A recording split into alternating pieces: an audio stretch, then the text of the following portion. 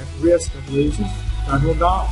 Empowering and promoting women in business is an absolute priority. I am thrilled that we can meet to discuss how we can continue this important mission. Devin Nunes used evidence to help back up the president's claim that he was wiretapped for a secret visit that he made to the White House last week. Whether it's the White House or Waffle House, what difference does it make if the information is reliable and authentic? The United States is at war. The Army is deploying 200 additional soldiers in Mosul, the Islamic State's so-called capital in Iraq. If Republicans don't get health care back on the agenda, it will be a broken promise from Republicans of historic proportions. Do you have a sonogram picture I can see? I do. That's the next generation of Trump right there. There he is. It's a Tuesday. You made it through your Monday. We are thrilled. Hey, Steve, how many times have we heard Ainsley say that? Let's get the party started. Every hour. It's like, let's get the party started. Right. I just sat down. I was jumping on the sofa, raising the roof. Yeah, she thought it was the Oprah show. Yeah. We're back together. Welcome back. Thank you very much. How was your trip? It was fine. Thank you very much. I feel like since there's no news going on, I can take off for a couple of days, and then I'll come back and nothing happens. Really, pretty much the same thing. Just change outfits. Read the prompter. Same as yesterday. Very boring. No, you know what it is? It is the same story, but change the names. First it was Flynn, then it was Sessions, and now it is Nunes is the devil, according to the Democrats, who would like to see him recuse himself, because yesterday he revealed that, you know, when he had that press conference last week, that he had some secret information that had not been made public. He actually met with his source at the White House campus last week. It was not inside the West Wing. It was apparently not a White House staffer or intel officer. And just those few details got the Democrats so mad they want him out as Chuck the chair. Schumer wants him out and wants Paul Ryan to replace him as the chairman of the House Intelligence Committee. As does Nancy Pelosi and Adam Schiff. That's big of them. I'm sure the House is really interested in what the Senate thinks. It just goes through tradition. See, if I got to back up a second. You brought up Mike Flynn. He was targeted for a while. I'm going to mention some other names. Monica Crowley was targeted for a while. Kellyanne Conway was targeted for a while. Sebastian Gorka. Little by little, they are trying to take down Jeff Sessions, as you guys mentioned. But they were trying to take down almost everyone in this administration, whether named or nominated. Devin Nunes, a high-profile, respected Republican, does something unorthodox, but not for him. People that follow Devin Nunes knows that he takes his intelligence things very seriously, oftentimes following his own lead. So this is par for the course for what he does. In retrospect, he came back and said, you know what, I probably should have told ranking member Schiff before I told the White House. Sorry, but that doesn't diminish what I learned. It had nothing to do with Russia. It had everything to do with unmasking of names and possibly NSA transcripts. Well, the good news is Schiff and everybody on the committee is going to wind up seeing what he has seen so far.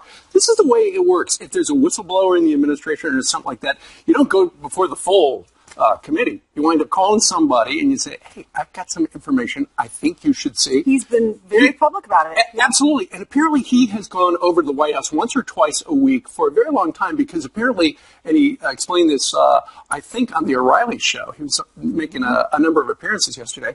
What he did is he made it very clear once or twice a week he goes over to the White House complex, usually the Eisenhower building, because they've got a computer system that they do not have access to at the House of Representatives. And they don't want you to have access elsewhere from the White House. And by the way, you don't always knock on the front door. There's plenty of places in the White House complex to go. So he has included all of us. He's included you. You wanted transparency, you got it. He's telling us exactly what's happening. He was on O'Reilly last night, and he said, sorry, Chuck Schumer, I'm not going anywhere. He wants you to quit the investigation. You're not going to do that. Yeah, well, I'm sure that the Democrats do want me to quit because they know that I'm quite effective at getting to the bottom. We're also investigating leaks as it relates to Russia. Now, as you know, just recently last week I found out that there was additional information that came forward to me that had nothing to do with Russia, but has everything to do with whether or not Americans were masked properly or, in fact, unmasked. And I'm very concerned. Now, what he just said there was very important. It has nothing to do with Russia. Wait a minute. Then why is the NSA doing the incidental collection of Americans and unmasking the names? If the whole thing is about Russia, right? Russia. No wonder he said the other day he's troubled by it. No wonder Trey Gowdy says, Mr. Schumer, sorry. I just love it when Senator Schumer gives Republicans advice on what we ought to do. Devin is doing exactly what the chairman Hipsey ought to do. I wish Senator Schumer and some of the other Democrats would be more interested in the authenticity and the reliability of the underlying data and not the means by which it was acquired. Whether it's the White House or Waffle House, what difference does it make if the information is reliable and authentic? Right, and no one's seen the information outside the whistleblower, we assume, and outside Devin Nunes, who has not seen it all. He was prepared to show everyone on Tuesday, today, but it's not ready yet. So we'll see if everything falls into place, if anyone would acknowledge that. Bottom line, when you look at this whole thing, whether you think Devin Nunes is the best or the worst, it looks like more attention now will be given to the Senate Intelligence Committee because of all the turbulence circulating around the House Intelligence Committee. Well, it does look as if the story, the narrative that the mainstream media, that the Democrats are trying to push is that he got this information from somebody at the White House, which is a great story, but not true. There's no evidence to support that. It was clear yesterday, not somebody from the West Wing. It's somebody who has access to the White House facility as well. Well, Democrats can give their opinions. They can say that they want him to step down, but they do not have the ability to make him step down. All right. Meanwhile, there's something else that's bothering the president. How do you know? He tweeted about it. Clearly, he is not happy with the way this whole health care plan worked out. It didn't pass through the House. He was also tweeting about this. This is Russia with Hillary Clinton. Sure, regarding the Nunes thing and everything else. Why isn't the House Intel Committee looking into the Bill and Hillary deal that allowed big uranium to go to Russia?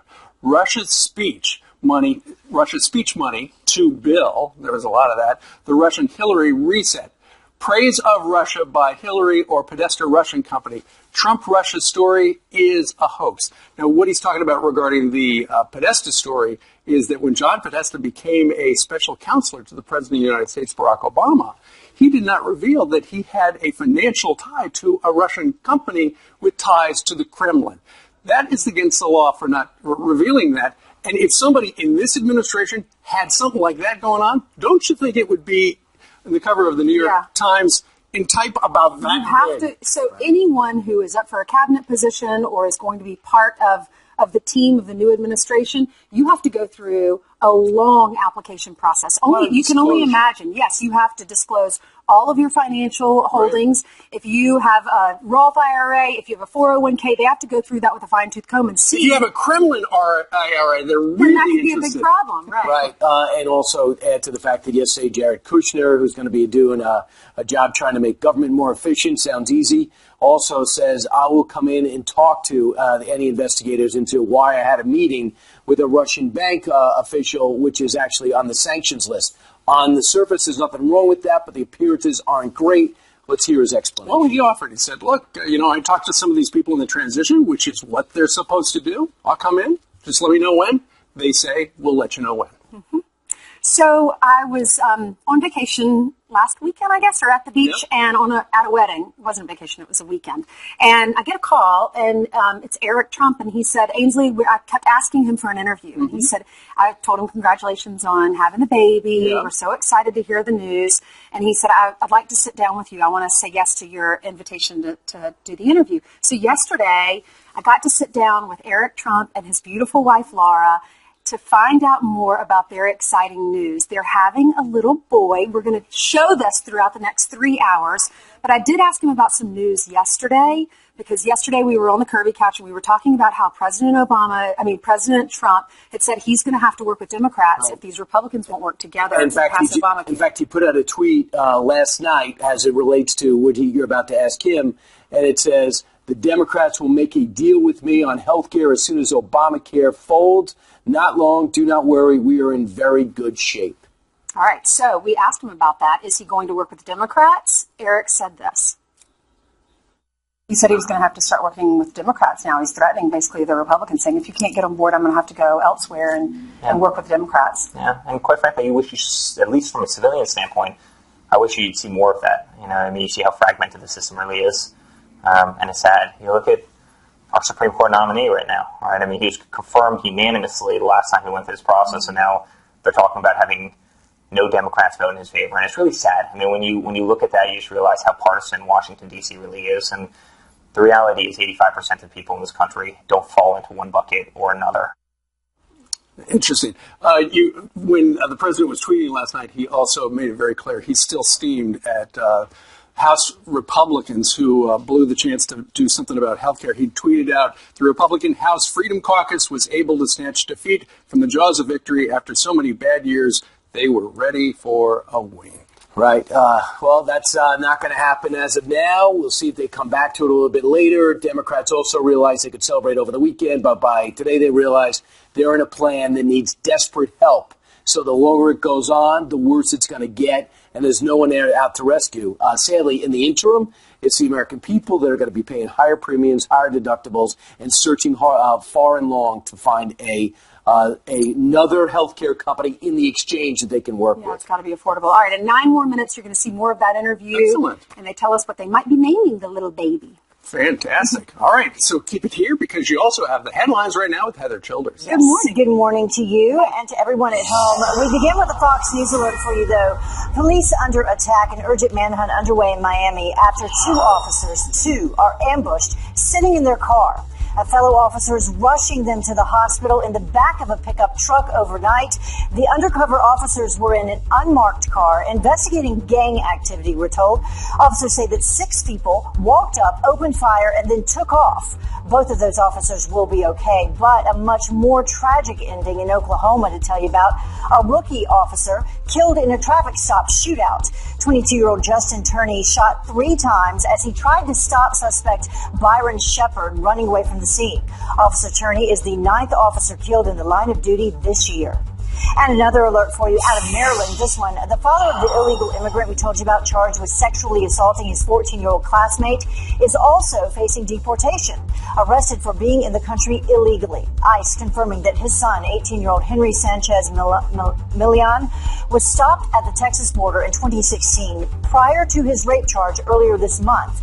The teenager has remained at the center of the national immigration debate as Maryland lawmakers consider sanctuary state status. And those are a look at your headlines so far. We'll have you more for you a little bit later. Back All to right, you. Heather. Thank you. Meanwhile, straight ahead, what would you do if your child came home with this homework assignment? Write an essay about September the 11th, 2001, from Al-Qaeda's point of view. That actually happened, and the teacher is now defending it. Plus, President Trump and his first daughter, Ivanka, going one-on-one with female business owners. So what did they talk about? Our next guest was there, and she is here to tell all. And promoting women in business is an absolute priority in the Trump administration because I know how crucial women are as job creators, role models, and leaders all throughout our communities. You're really an inspiration to everybody, and that's men and women, believe me. A lot of men out there, they're not doing what you're able to do. Well, President Trump meeting with women business owners at the White House to discuss issues they are facing and what topics were addressed and how did the president's plan, how did it relate to everybody and what is he going to do to fix the inequity? Joining us right now is one of the women who was in that meeting, CEO and co-founder of CN Plus, Lily Gil Valletta. Thanks so much for joining us, Lily. Thank you. What was it like yesterday? Well, it was a very productive session. I was very proud to represent the voice of small business owners, women, minorities, and definitely was an open forum for us to put things on the table and see if we can find solutions together. What does your company do? So my company is a business consulting and big data analytics firm, and we work with big Fortune 500 companies that want to successfully reach minorities as a growth market. You mentioned a lot got done when the cameras went away. What was your, now, number one, if the president calls, you're showing up. I don't care who's president, number one. Number two is what message did you want to get across, and also what did you hear? So I wanted to, as a businesswoman, anchor it in a business topic. A lot of people, especially in my community, were expecting us to bring up immigration or things like that, but I wanted to talk about growth.